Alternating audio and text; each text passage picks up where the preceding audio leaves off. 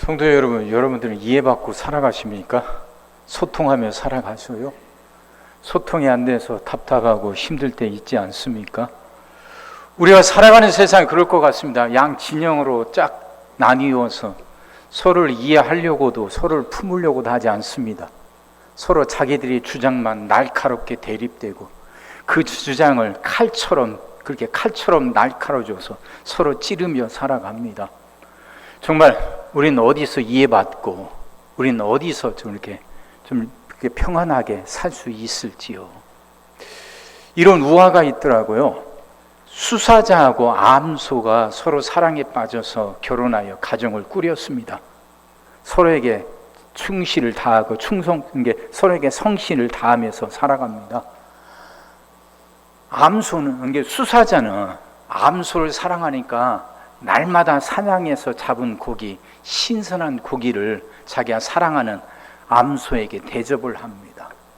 암소는 또 암소대로 날마다 신선한 건초를 준비해서 사랑하는 그 수사자를 대접합니다. 근데 서로 그게 힘들잖아요. 암소는 암소대로 그 수사자가 주는 그 고기를 억지로 참아가면서 먹습니다. 수사자는 수사자대로 자기가 사랑하는 암소가 대접하는 건초를 열심히 참아가면서 먹습니다. 근데 그게 오래가지 못하잖아요. 결국은 참다 못한 그들은 서로 갈라지기로 합니다. 그러면서 상대방이 이야기하죠. 나는 최선을 다했어.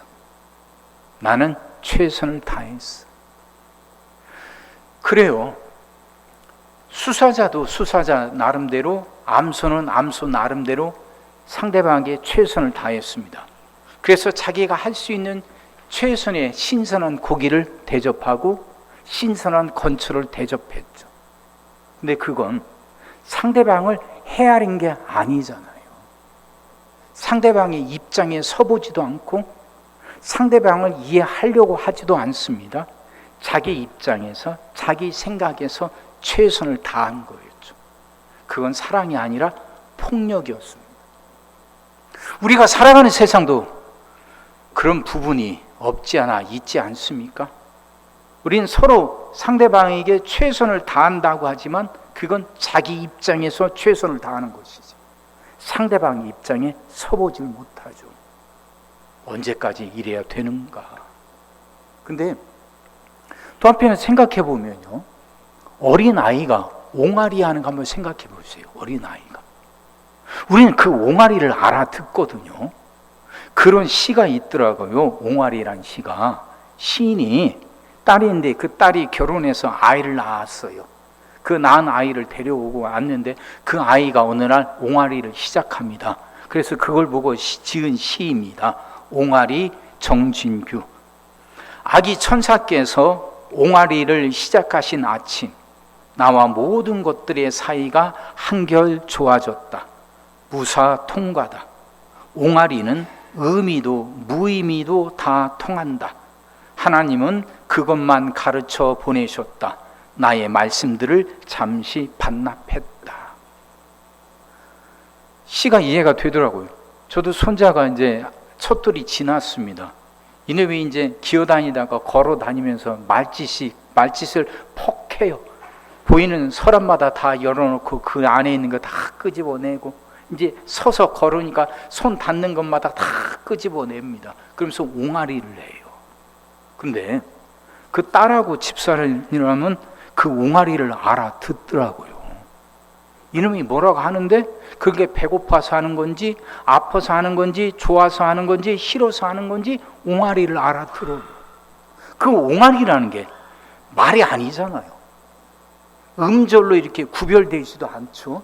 그냥 소리의 연속이에요. 그 안에 의미가 있는지 무의미가 없는지 이건 상관없고 알아듣습니다. 무사통과예요. 이 시를 보면서 그 생각이 들었습니다. 우리도 세상 살아가면서 우리 말이 옹알이 수준에 불과한데도 하나님은 우리 말을, 그 옹알이를 알아듣고 계신 건 아닌가? 오늘 우리가 읽은 본문 시편 139편이 바로 그 내용입니다. 하나님은 우리를 아신대. 하나님 우리를 살펴보셔서 우리가 안고 일어선도 하신대요. 안고 일어선다는 건 날마다 하는 일이니까 우리 일상생활 아닙니까? 다람쥐 쳇바퀴 돌듯이 계속 반복되는 일, 뭐 대수롭지 않은 일, 뭐 큰일 없는 그런 대수롭지 않은 일의 반복인데도 그걸 하나님이 우리를 아신대.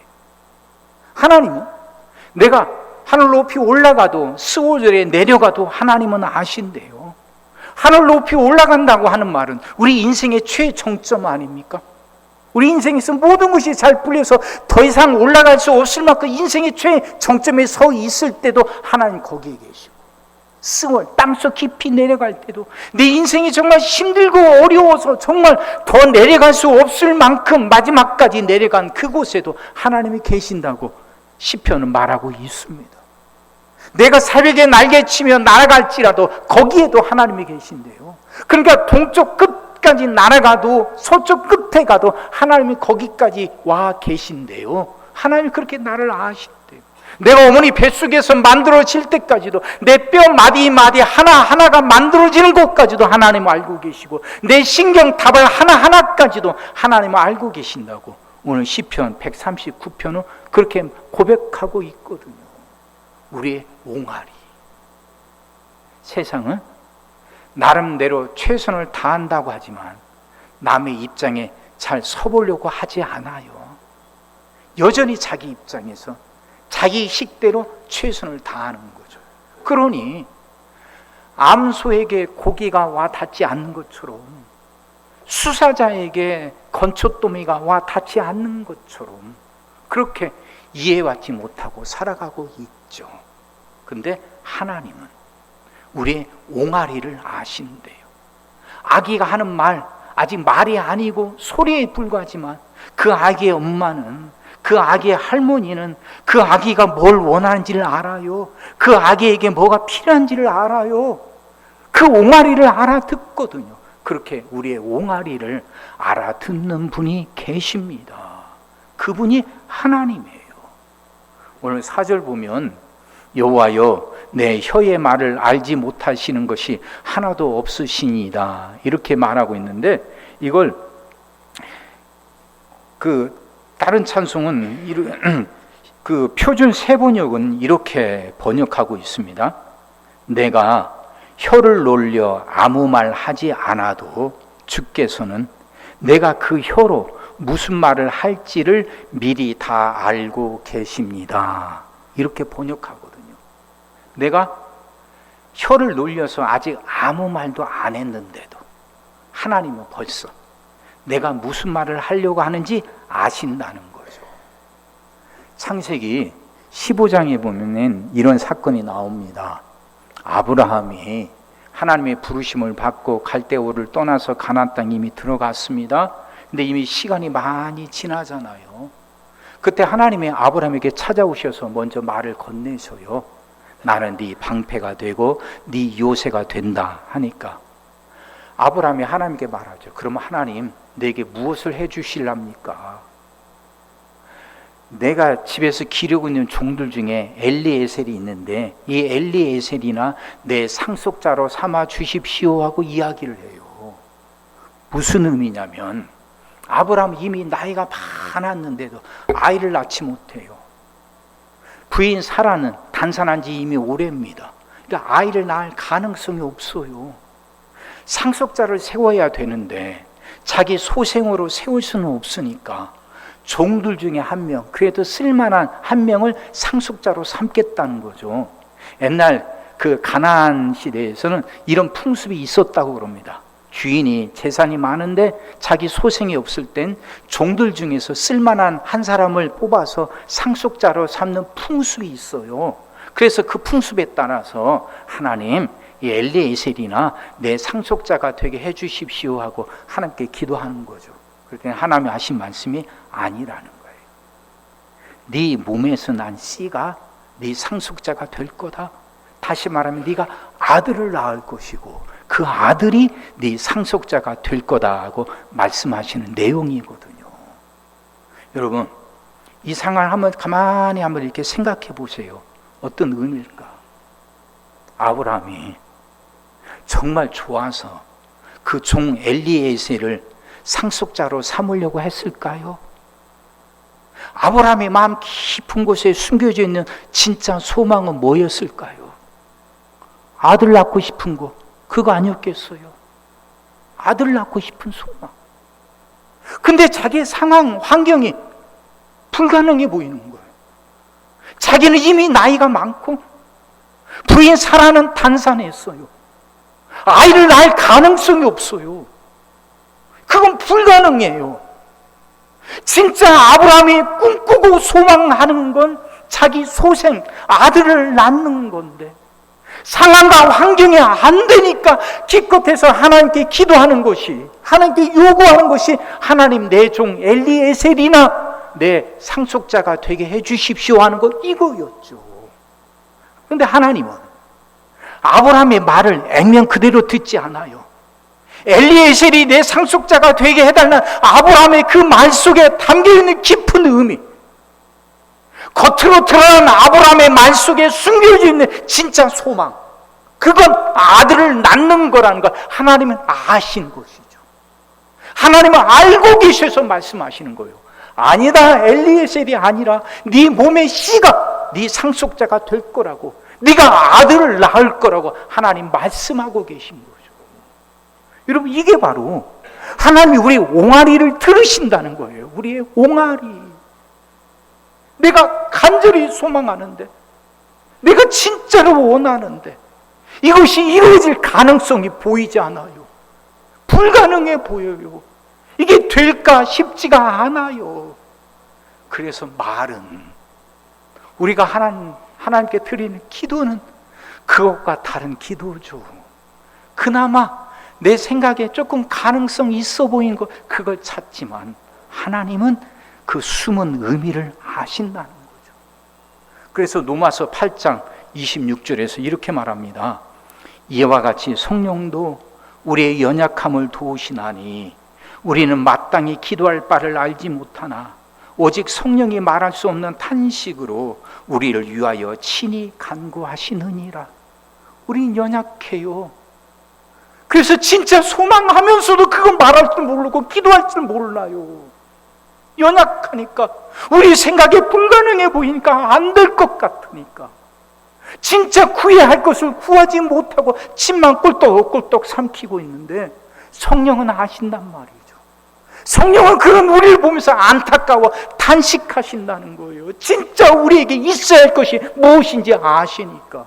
그래서 그 탄식함으로 우리를 위해서 기도하신다는 말씀 아닙니까? 하나님은 그렇게 우리 옹알이를 알아들으셔요.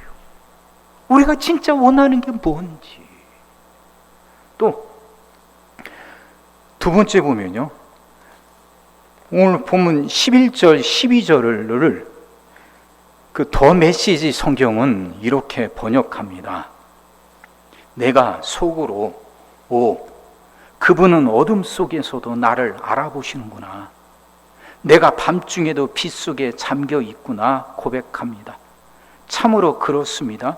주께는 어둠도 어둠이 아니니 밤과 낮, 어둠과 빛이 매 한 가지입니다. 이렇게 번역하거든요. 자기는 어둠 속에 숨겨져 있다고 생각한다는 거예요. 근데 알고 보니까 그 어둠 속에서의 내 옹알이도 하나님이 들으시고 찾아오신다는 거예요. 그래서 어둠이 아니라 빛이라는 걸 깨닫는다는 거죠. 자, 이 말씀을 좀 이해하기 위해서 다른 성경 찾아보면 창세기 이제 16장에는 이런 내용이 나옵니다. 그렇게 이제 하나님 말씀대로 아들 낳는다는 걸 알고 있는데, 그래도 나이가 지나가니까, 나이가 자꾸 들어가니까 아브람 부인 사라가 아브람에게 하갈이란 자기 몸종을 주어요. 그래서 하갈을 통해서 아이를 낳게 하죠. 하갈이 임신을 했습니다.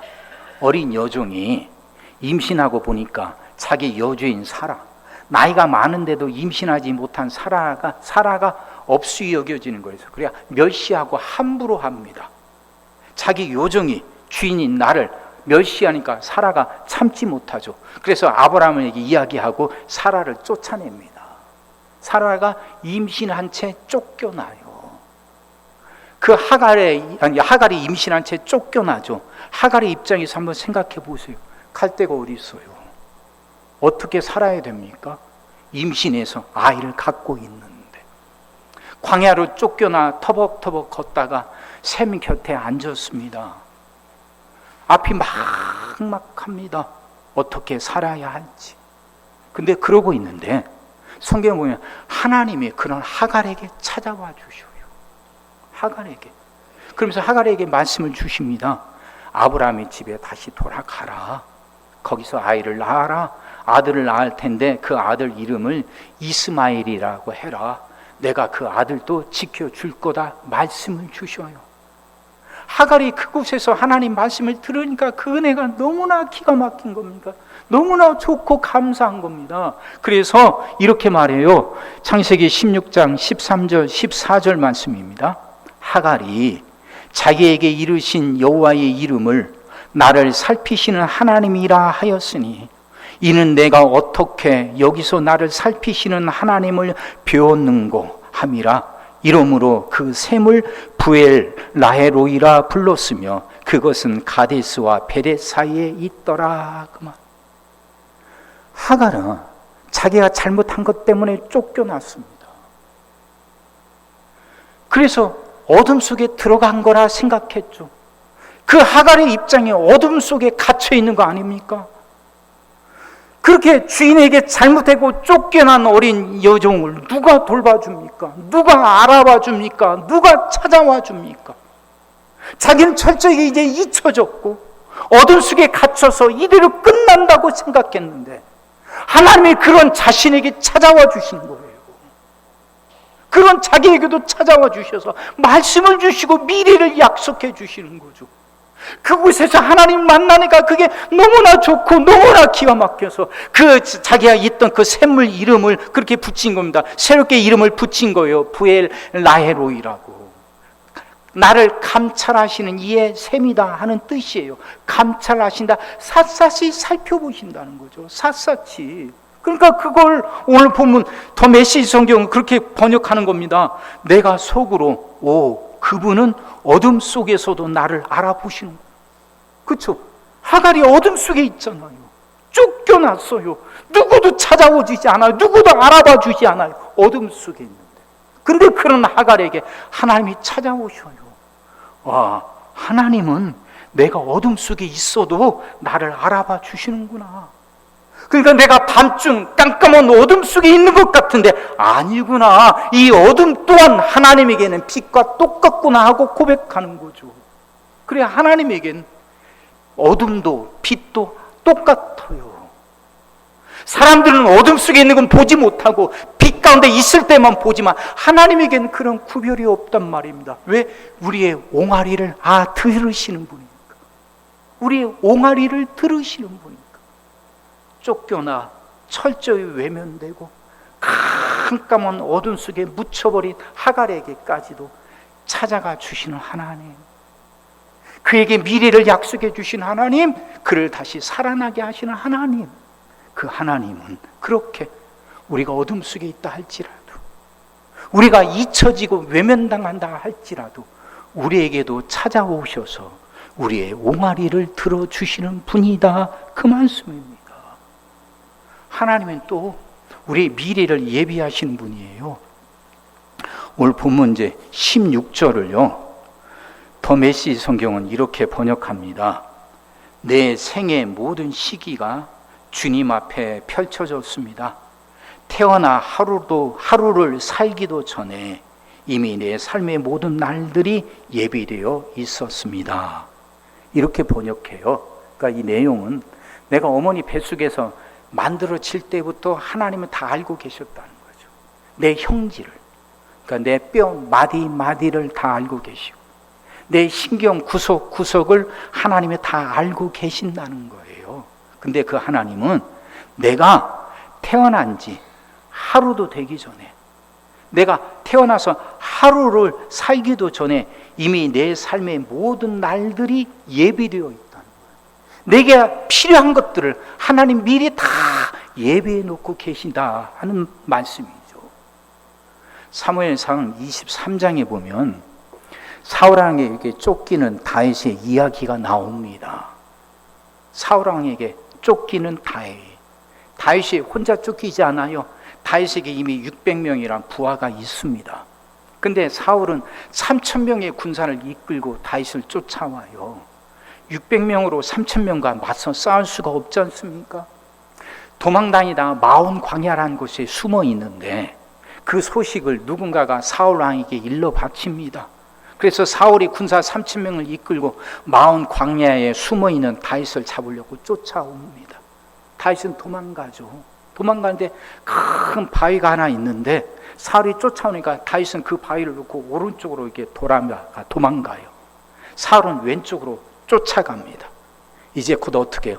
맞닥뜨리게 됐어요. 이제 순간입니다. 찰나예요. 근데 그 순간 사울 진영에 전령 한 명이 당도합니다. 그러면서 하는 말이 블레셋이 쳐들어왔다는 거예요. 블레셋이. 여러분, 사울 왕의 입장에서 한번 생각해 보세요. 자기 원수예요. 자기의 정적이에요.